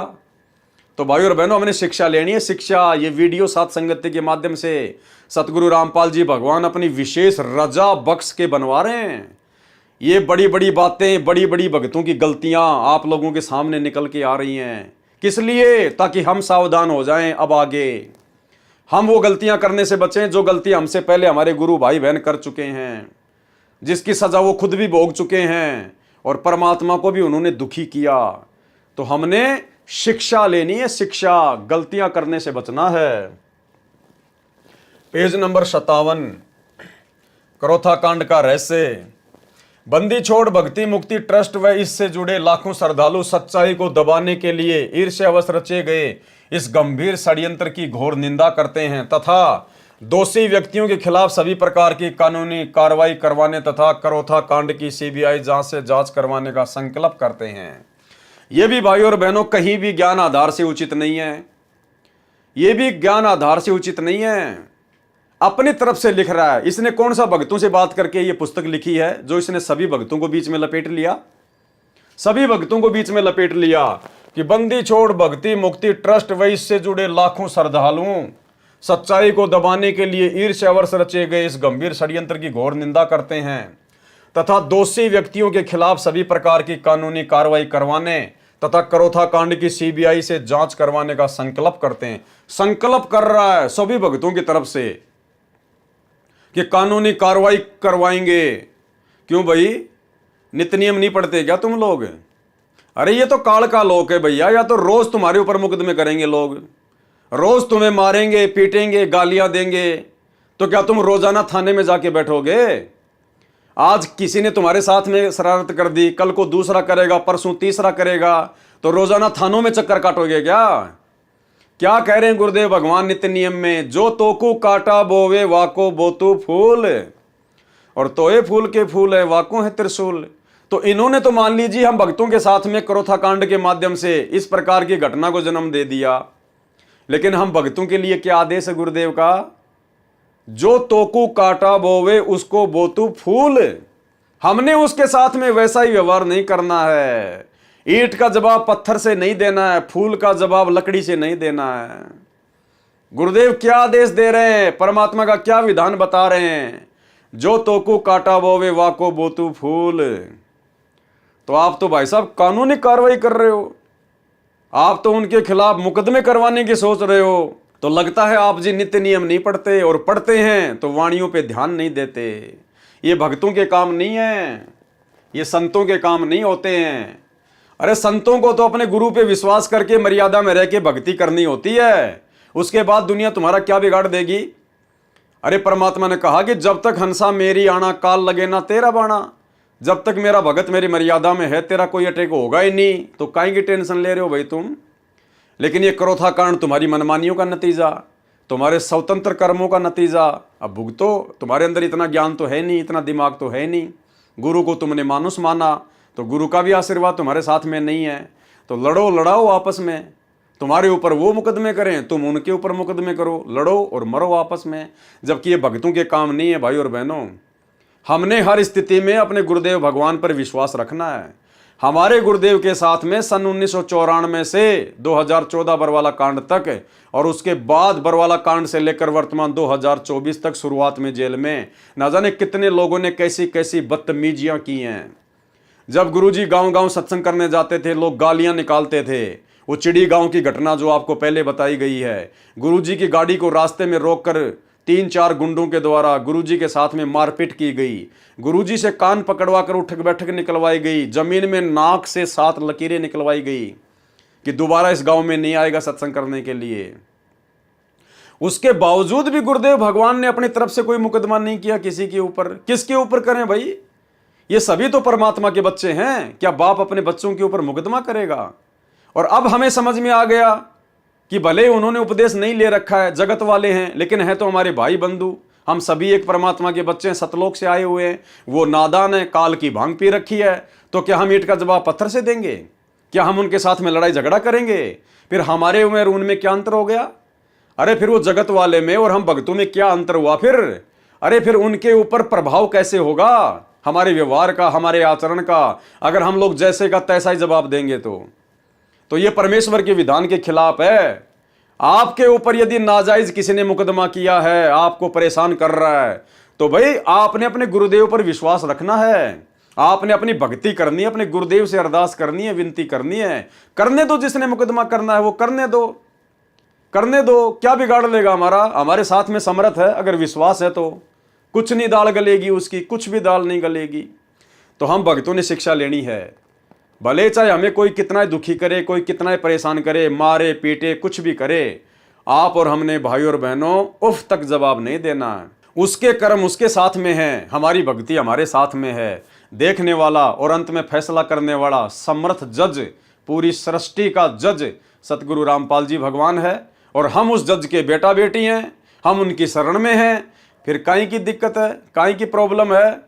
तो भाई और बहनों, हमने ये गलतियां नहीं करनी है भूल कर भी। अगर आपने ये गलती कर दी, उल्टा मुकदमा कर दिया कोर्ट कचहरी में, तो भाई और बहनों ध्यान रखना, उसी समय आपकी मर्यादा टूटेगी और आपका भक्ति में बिल्कुल भी मन नहीं लगेगा। फिर आप भी उसके साथ में कचहरियों में चक्कर काटते रहना, वकीलों को फीस के नाम पे पैसे देते रहना, लुटते रहना, अपना समय बर्बाद करते रहना।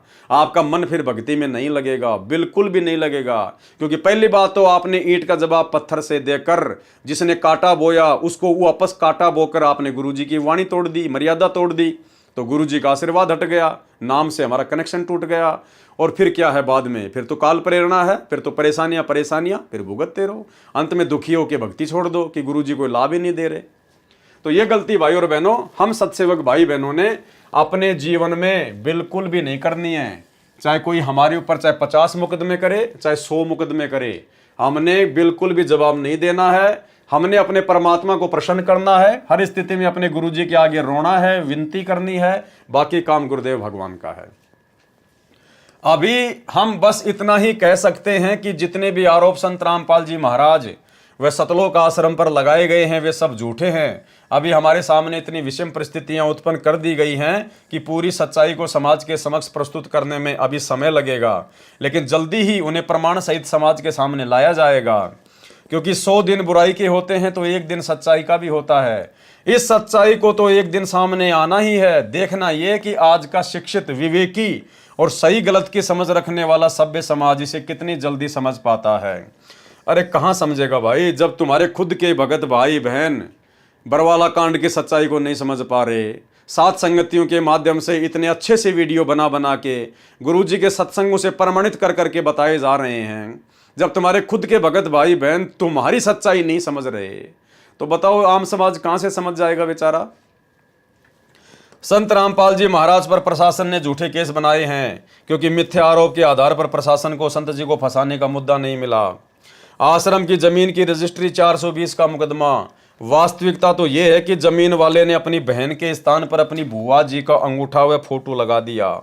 कौन सी जमीन का मुकदमा भाई और बहनों? वही जमीन जब 2003 में संत रामपाल जी सत्संग करने के लिए महाराष्ट्र के पूना शहर में गए हुए थे महीने भर के लिए, और पीछे से स्वतंत्र कर्मों का नाजायज फायदा उठाते हुए, मनमानी करते हुए सतलोक आश्रम करोथा ने, गुरुदेव के भाई ने और अन्य विशेष सेवादारों ने एक भगत के आग्रह पर 1 एकड़ जमीन दान में ले ली, बिना गुरुजी की आज्ञा लिए, बिना गुरुजी से विचार विमर्श किए। जमीन दान देने वाला भी दोषी हुआ और जमीन लेने वाले सतलोक आश्रम क्रोथा वाले भी दोषी हुए। और भाई और बहनों, वो मनमाना आचरण था, स्वतंत्र कर्मों का दुरुपयोग था। और जब आप भक्ति मार्ग में मनमाना आचरण करोगे तो आगे चलकर क्या होगा? उसी जमीन के ऊपर मुकदमा हुआ और उसी मुकदमे के चलते आर्य समाज को क्रोथा आश्रम पर आक्रमण करने का मौका मिला। यानी क्रोथा कांड सतलोक आश्रम क्रोथा के मुख्य सेवादारों की मनमानियों का नतीजा, स्वतंत्र कर्मों का नतीजा। भाई और बहनों, अब देख लो ये स्वतंत्र कर्म कितने घातक हैं यदि इनका दुरुपयोग किया गया तो। आश्रम की जमीन की रजिस्ट्री का 420 का मुकदमा। वास्तविकता तो ये कि जमीन वाले ने अपनी बहन के स्थान पर अपनी बुआ जी का अंगूठा व फोटो लगा दिया। अगर तुम जमीन लेते ही नहीं तो भाई कैसे वो अपनी बहन की जगह अपनी बुआ का अंगूठा लगाता? अरे ना होता बांस और ना बनती बांसुरी, ना कोई धुन निकलती। अगर जमीन लेनी थी, दान में लेनी थी, तो इतनी जल्दबाजी क्यों की तुम लोगों ने? गुरुदेव भगवान को महाराष्ट्र से आने देते, उसके बाद गुरुदेव से आज्ञा लेते तो सारे काम सफल होते। लेकिन यह है मनमानियों का नतीजा। फिर गलतियां होंगी। तथा उनके नंबरदार ने शनाख्त कर दी तो जमीन प्राप्त करने वालों को क्या पता कि ये कौन है। संत रामपाल जी के न तो कहीं हस्ताक्षर हैं, अर्थात उस जमीन के ऊपर संत रामपाल जी भगवान के कहीं कोई हस्ताक्षर नहीं, क्योंकि ना तो उनकी आज्ञा से ली गई और ना ही उनके मुताबिक कोई काम हुआ, तथा न कहीं नाम है। फिर भी संत रामपाल जी पर 420 का मुकदमा बना दिया। अरे तुम्हारे स्वतंत्र कर्मों के कारण, तुम सतलोक आश्रम क्रोथा वाले भक्तों की गलतियों के कारण संत रामपाल जी के ऊपर मुकदमा लगा। नालायकों, जब तुमने वो जमीन ली बिना गुरु की आज्ञा के, बिना गुरु की सहमति के, तो क्या तुम्हें पता नहीं था कि वो जमीन नाम होगी किसके? वो सतलोक आश्रम क्रोथा के नाम होगी, वो ट्रस्ट के नाम होगी। अब सतलोक आश्रम क्रोथा का संचालक कौन है? सतगुरु रामपाल जी भगवान है। तो कल को बात बिगड़ेगी तो सतगुरु रामपाल जी भगवान पे तो बात आएगी नालायकों। जैसे तुम लोगों ने बरवाला कांड करवा दिया अपनी मनमानियों के चलते, तुम्हारी मनमानियों के चलते पुलिस के भक्तों की भिड़ंत हुई, 6 भगत मर गए। अब तुम तो भाग गए बन के भगोड़े और मुकदमा लग गया झूठा मर्डर का संत रामपाल जी के ऊपर। तो इस प्रकार ये भक्तों की मनमानियों का नतीजा था, जो आगे चलकर 420 का मुकदमा उसी जमीन को लेकर, जो जमीन संत रामपाल जी की आज्ञा के विरुद्ध इन भक्तों ने मनमानियां करते हुए ली थी, गुरु को मानुस मानकर, उस जमीन का मुकदमा भी संत रामपाल जी पर बना दिया गया। जमीन सन 1999 में बंदी छोड़ भक्ति मुक्ति ट्रस्ट को दान की गई थी, उसका इंतकाल भी हो चुका है। छुडानी आश्रम में मारपीट में भी संत रामपाल जी व गनमैन विजेंद्र जी का नाम जोड़ दिया गया, जबकि मारपीट करने गया था सतलोक आश्रम क्रोथा मुख्य सेवादार। उसी समय जब गुरुजी महाराष्ट्र के पूना में सत्संग करने गए हुए थे तो पीछे से गाड़ी भरकर ये मुख्य सेवादार छुडानी धाम के महंत के साथ में मारपीट करके आए थे। तो वो मुकदमा भी फिर संत रामपाल जी पे ही लगना था। तो अपने ही भक्तों की नादानियों का खामियाजा संत रामपाल जी भगवान ने वर्षों तक भुगता है, वर्षों तक। तो भाइयों और बहनों, अब परमेश्वर ने हमें इस स्तर का ज्ञान दे दिया है, इतना ज्ञान दे दिया है कि भाइयों और बहनों, अब हमने साथ संगति से जुड़कर इन सभी भाई बहनों की गलतियों से शिक्षा लेते हुए, और हमारे गुरुदेव भगवान कितने दुखी और कितने परेशान अपने ही भक्तों की नादानियों से हो चुके हैं, आने वाले समय में कम से कम हम भगत भाई बहन इस प्रकार की गलतियां करने से बचें। हम सौपन में भी अपने भगवान को जरा सा भी दुख या परेशानियां देने की चेष्टा ना करें, अन्यथा बड़ी बनाई भक्ति का सत्यानाश हो जाएगा, ये जीवन बर्बाद हो जाएगा, जैसे इन तमाम भक्तों का जीवन बर्बाद हो चुका है। भले ही इनको लगता है कि गुरुजी हमसे नाराज नहीं है, हमारी भक्ति बिल्कुल सही चल रही है, हमारे तो ठाट बाट हो रहे हैं। भैया, सब कुछ बिगड़ चुका है, सब कुछ। अरे जिन अपने ही भक्तों की नादानी के कारण उसके सतगुरु ने 21 महीने रोहतक जेल काटी हो, और वर्तमान में 2014 के बाद से 10 साल से हिसार की जेल काट रहे हों, भाई और बहनों, कैसे उस भगत की भक्ति बन सकती है? उसका तो सब कुछ बर्बाद हो चुका है, सब कुछ। केवल उसके पुण्य कर्म चल रहे हैं, उसके दान धर्म वाले वो शुभ कर्म चल रहे हैं, यानी केवल उसकी बैटरी चल रही है, उसकी भक्ति नहीं चल रही, उसके ऊपर गुरु का आशीर्वाद नहीं है। जिस दिन बैटरी डिस्चार्ज हो जाएगी उसी दिन सारी सुविधा बंद हो जाएगी। तो भाई और बहनों, अब हमने निकट भविष्य में इस भक्ति मार्ग में अपने पूज्य पिताजी, अपने गुरुदेव भगवान को, अपनी आत्मा के परमात्मा को जरा सी भी सौपन में भी किसी भी प्रकार की कोई तकलीफ या परेशानी देने की चेष्टा नहीं करनी है। सोचना भी नहीं है, देना तो बहुत दूर है। अगर हमने सोच भी लिया, हमारा सब कुछ बर्बाद हो जाएगा। इस भक्ति मार्ग में सब कुछ ऑटोमेटिक चलता है। जिन बातों से ये गुरु दुख पावे, उन बातों को दूर भगावे, उखाड़ के फेंक दो उन बातों को जिन बातों से हमारे गुरु जी को जरा भी तकलीफ हो। तो भाई और बहनों, ये सारी बातें आप जियों को समझ में आ चुकी है कि किस प्रकार से करोथा कांड हुआ, क्यों बरवाला कांड हुआ। खैर, बरवाला कांड के ऊपर हम कल रात्रि 9 बजे से भ्रष्ट जज को मार्ग नामक पुस्तक के माध्यम से वीडियो बनाना शुरू करेंगे। जिस प्रकार से आपको करोथा कांड की पूरी राम कहानी बताई है, आपके समझ में आ चुकी है, ठीक इसी प्रकार आपको बरवाला कांड की भी पूरी राम कहानी समझ में आ जाएगी कि बरवाला कांड 2014 में ना तो प्रशासन का कोई हाथ था, ना आर्य समाज का कोई हाथ था। यदि सबसे बड़ा हाथ था तो केवल सतगुरुदेव भगवान के कलयुगी परिवार का था, उनके भाई का था, आश्रम मैनेजमेंट का था, जिन्होंने गुरु को ना समझकर, गुरु के ज्ञान को ना समझकर, गुरु को मानुष मानकर अपने स्वतंत्र कर्मों का जमकर दुरुपयोग किया, मान बढ़ाई और अहंकार में आकर। और वही मान बढ़ाई और अहंकार उनको भी ले डूबी। भले वर्तमान में ये लोग आश्रम खोलकर ठाट बाट कर रहे हैं, इनके पास में सारे ऐसो आराम के साधन है भक्तों के दान से, लेकिन असल में ये लोग अपना जीवन बर्बाद कर चुके हैं। क्योंकि जिन महामूर्खों की महागलती के चलते जिसका गुरु 10 साल से जेल में बैठने के लिए बाध्य हो, भाई और बहनों, उस भगत की भक्ति तो कभी सौपन में भी नहीं चल सकती, केवल उसकी बैटरी चल रही है। और बैटरी तो भाई जब तक उसके संस्कार है तब तक चलेगी, क्योंकि गुरु अपनी तरफ से किसी को लात नहीं मारता। राम किसी को मारे नहीं, मारे तो हत्यारा राम। ये परमात्मा अपने ऊपर दोष नहीं लेता। राम किसी को मारे नहीं, मारे तो हत्यारा राम। अपने आप ही मर जाएंगे कर कर खोटे काम। तो जब वो खोटे काम सामने आएंगे तब देखना भाई और बहनों क्या होता है क्या नहीं होता है। तो आप और हम भाई बहनों को सतगुरु रामपाल जी भगवान ने जो ये विशेष मौका दिया है साध संगति का, और साध संगति के माध्यम से परमात्मा जिस प्रकार अपने कर कमलों से लिखी गई पुस्तकों के माध्यम से या भक्तों के द्वारा लिखी गई पुस्तकों के माध्यम से जो खुलासे करवा रहे हैं, भाई और बहनों, अब निकट भविष्य में किसी भी प्रकार की गलती की कोई गुंजाइश नहीं होनी चाहिए। अब भी यदि हमने कोई गलती कर डाली, कोई मनमानी कर डाली भक्ति मार्ग में, इतना सब कुछ पता होने के बाद भाई और बहनों, हम जिंदगी में माफ़ नहीं किए जाएंगे। जिंदगी में बनी बनाई भक्ति का सत्यानाश कर डालेंगे। तो भाई और बहनों, सतगुरु रामपाल जी परमात्मा की आप और हमारे ऊपर इसी प्रकार छप्पर फाड़ मेहर बनी रहे। परमात्मा हम सबको सद्बुद्धि बख्शे, आप और हमें मर्यादाओं में रखकर भक्ति मार्ग पर इसी प्रकार से बनाए रखे। तो करोथा कांड के रहस्य को लेकर आज हमारा ये अंतिम वीडियो था। इसके बाद में कल रात्रि 9 बजे से हम बरवाला कांड के ऊपर वीडियो बनाना शुरू करेंगे। सभी भाई बहन रात्रि 9 बजे Facebook page Pawan Das is live पर जुड़िए। और भाई और बहनों, निकट भविष्य में गलती करने से बचिए। ये मौका जो हमें गुरुदेव भगवान ने आज दिया है समझने और समझाने का साथ संगति के माध्यम से, ये फिर नेक्स्ट कलयुग की पिछली पीढ़ी तक नहीं मिलेगा। और ज़रूरी नहीं है कि नेक्स्ट कलयुग की पिछली पीढ़ी में फिर हमारा मानव जन्म हो। यदि हम पार नहीं हो पाए तो वर्तमान में हमारी इतनी भक्ति बन गई है कि असंख्य युगों तक तो हम ब्रह्मलोक से महासुरग से ही नीचे नहीं आएंगे। तो बहुत लंबा चौड़ा काम हो जाएगा भाई और बहनों, फिर बात समझ में नहीं आएगी। इसलिए सभी भाई बहन गर्दन नीची करके आधीनी भाव से गुरुदेव से अपनी आंखों में आंसू निकालते हुए प्रार्थना करके रोते हुए कि परमात्मा बख्श देना, हे परमात्मा, हमसे वो गलती ना हो जाए जो गलती आपको मानुष मान के आज से पहले आपके परिवार ने की, उन बड़े बड़े सेवादारों ने की। तो भाई और बहनों, नीची गर्दन करके भक्ति पे लगे रहें। इसी में हमारा भला है, इसी में हमारा फ़ायदा है। बाकी हर जगह काली काल है। तो करोथा कांड के रहस्य को लेकर आज की वीडियो में केवल इतना ही। कल रात्रि 9 बजे सभी भाई बहन लाइव जुड़िए बरवाला कांड के ऊपर बनने वाले वीडियो में। तब तक सतगुरुदेव भगवान हमें आशीर्वाद दें, इजाज़त दें। बंदी छोड़ सतगुरु रामपाल जी भगवान की जय हो।